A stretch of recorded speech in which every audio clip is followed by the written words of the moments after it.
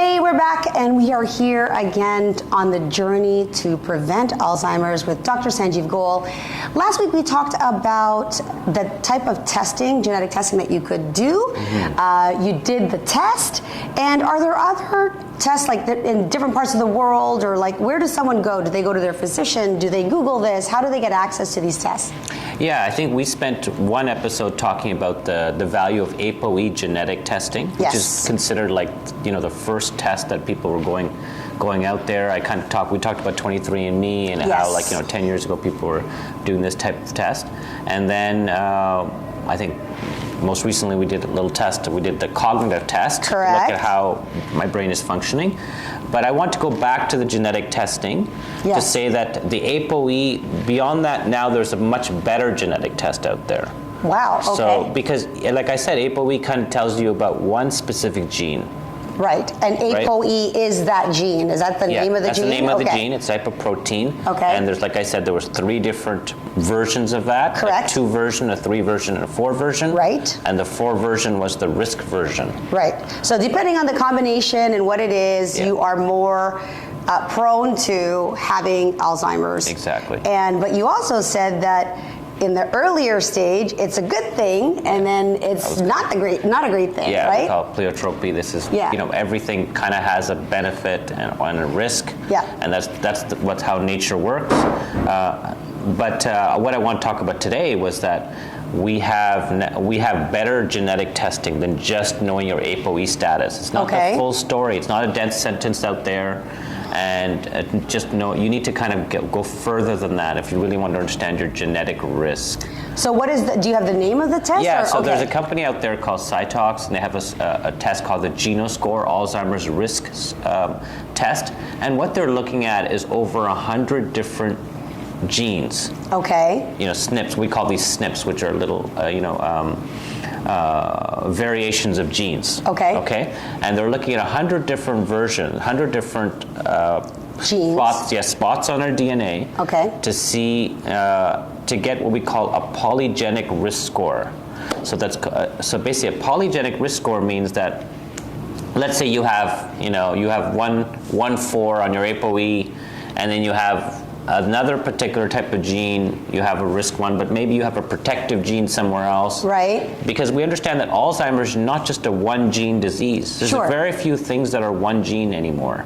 It's always a combination of things, right? Of many different things. That's why we understand. That's why it's been so difficult with this whole genetic therapy. Like it never fulfilled its promise. We always thought, oh yeah, we're just gonna like go and fix this gene and change this disease. It never actually happened.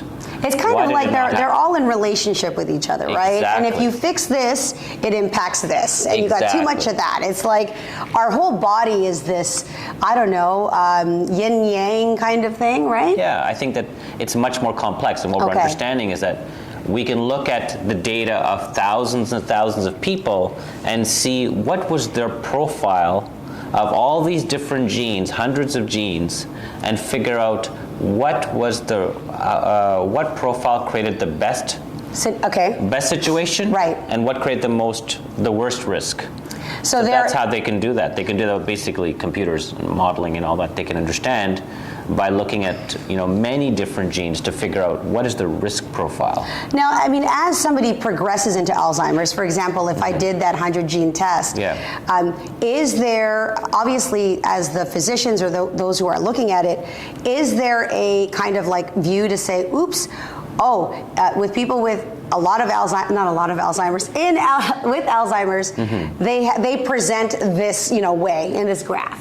So if you see something early, are they going to tell you that? Does it predict that you're going to have it for sure or not? No, nothing is ever. Nothing is ever for sure. For sure, it's always a predisposition under a particular set of environmental circumstance that can make the disease happen.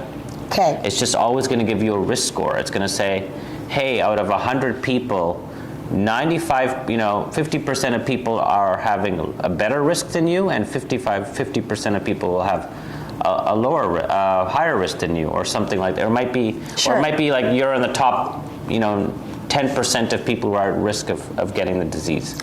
So, because you're on a journey to discover in advance and then do whatever you can do, both, I guess, pharmaceutically and holistically to prevent it. Has there been evidence that somebody's done this approach where they discovered it and actually reduced it? Well, you can never change your risk score. Like, you're born with the risk score. Like, that's whatever. But maybe your cognitive behavior is better, like after a certain test. Yeah, well, right now, this is what this journey's about. Yeah. Like, we're gonna be showing that, I have a particular risk, and we're going to follow me over years. And we're going to show people as the science is changing and new treatments are coming. I'm going to basically be doing those treatments, and I'm going to be telling you and telling you what's working and what's not working, and you're going to see it. You're going to see it as you follow me along. Are you going to take this test, or have you already done it? I have taken the test, and I want to unveil it for another time, because I just wanted people to get the understanding that there is another test out there, much more sophisticated than the ApoE genetic test, provides a better understanding of your genetic risk. It's called a polygenic risk score. It's by a company called Cytox, and the test is called the GenoScore, Alzheimer's risk test. And because you're a physician, is it that you had access to it, or like because you've discovered the ApoE, the next natural thing to do was to get curious about your genetics?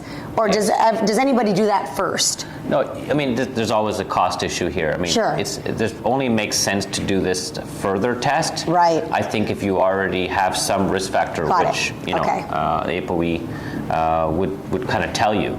So, and there's, it costs about $1,000 Canadian, probably, and has to be ordered through a physician.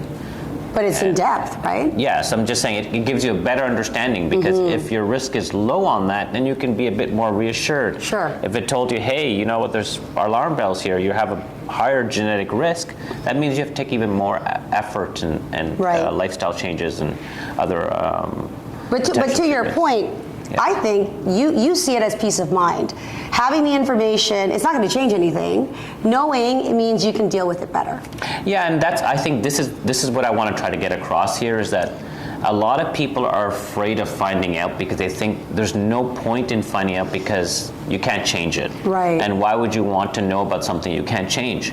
And what I'm trying to show here in this whole series is that it's actually better to find out. Even with a disease that's as scary as Alzheimer's, we now have enough science that we're understanding about what causes it. Yes. And so even if you have a particular genetic risk, it doesn't mean it's a death sentence. It doesn't mean it's going to happen. Right. It's actually better to take action now. It means, like, being careful about not smoking, exercising regularly, doing, brain exercises, not getting involved in head injuries, all these things make a difference. Eating properly, make sure you no get certain tackle vitamins. Football at 78, guys, okay? Wear a helmet. We basically have to, work with what we got, and a lot of things now are, because we understand how Alzheimer's is working. Yeah. And like I mentioned before, it's a problem of eliminating these types of a buildup of particular type of toxins within our cells. So if we can help do that, some people just tend to build up faster than others. Right. But doesn't mean it's going to happen. Well, I'm so glad to be part of this conversation and journey, and hope that I have my mind intact while I'm doing this. But I'll get all the tips from Sanjeev anyway, so we will see you next week. All right, take care.